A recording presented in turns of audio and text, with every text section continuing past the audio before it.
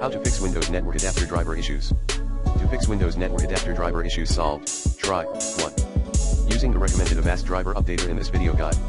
2. Make the best of Google to keep your network adapter driver most up to date.